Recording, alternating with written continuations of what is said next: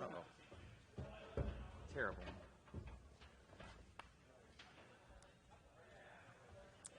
Well, obviously here with Jason Rona, JConcepts, thank you for bringing us out for this entire series for both the INS and this NCTS. And it was the 11th annual for the INS, the 3rd annual for this one. And, dude, it was an awesome time out here at Thunder Road. We crowned some champions. And this is kind of like a wrap-up for this year, as well as going into next year. How are we looking for everything? Yeah, I mean, this year what we talked about, in Indiana there at Hoosier is we did 4 races of each, so total 8 races, but it was, you're either in the points for the indoor off-road, on dirt, or the indoor for carpet or turf. So we did 8 events, our 11th year on the dirt, so pretty amazing.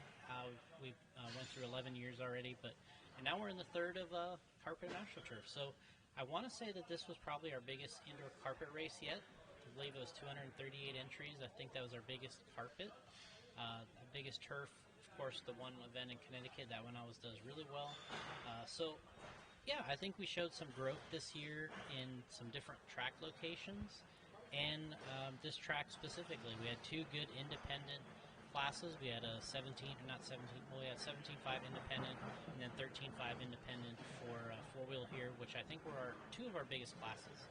So a lot of successful things, and I think we'll probably try to incorporate that 13.5 Indy four-wheel class next year. So we'll have both of them all year long on both series.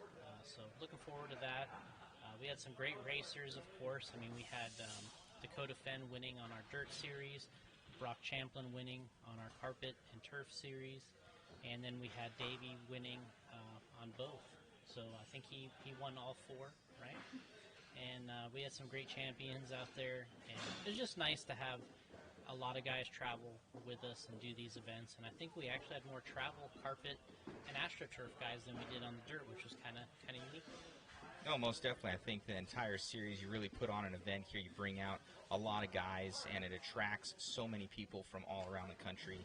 And that was one of the, when I was racing heavily, that was one of the funnest thing for me, is traveling around, going to these new places, and it actually makes you a better racer overall, because you always learn something at each venue, and it makes you a better racer overall. So I really enjoyed when I was going to the INS series races. Maybe I'll be able to throw it down for this next year. We're going to be covering the races for you here next year. So we'll obviously have live coverage. Hannah's been doing awesome with telling the story out there, as well with photos and videos and everything else. And no, it's something very unique. Loving it. And are we able to allude to kind of what tracks are, on for next year, and when people can really anticipate a schedule coming out for both series? Yeah, we're looking at the same dates, roughly. We might try to get with Brent at Beach RC, so we're not on the exact same date as the Masters, so we can kind of stagger those by a week or so. That'd probably be the only change there, and the rest of the dates should be pretty much identical. The only thing is we're going to go back to 5 races next year on the dirt side.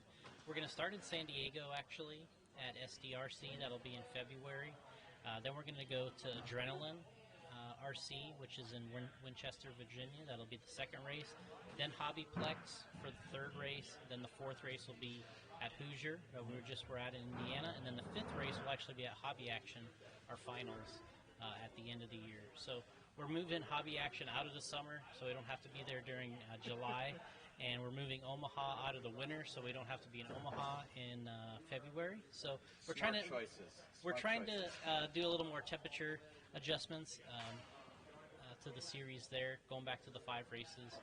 And then on the carpet and turf, we're still going to keep the 4 in the same locations, roughly the same time of the year for all of them, except for this one. We'll probably stagger a week or so with Masters. So if there's somebody that wants to do both, because a guy like a Dakota could have, and many others, could have ran this race also and competed in the points with Brock and others, and he was a commitment down there at the Masters, which I believe he just won their Master title. So he, out of the 3 classes, I believe he won combined there. So good for him going down there and getting that win. Yeah, so that's really the only change. We're going to go the 5 races back on dirt, 4 races on this, and a couple new locations on the dirt side, which I think is going to be interesting. I think it's going to really be cool. So you guys look forward to that next year. We'll see you in 2022. Thank you for tuning in this weekend. And it's time to go get something to eat. Thanks, buddy. Yeah. Thank you. Thank you.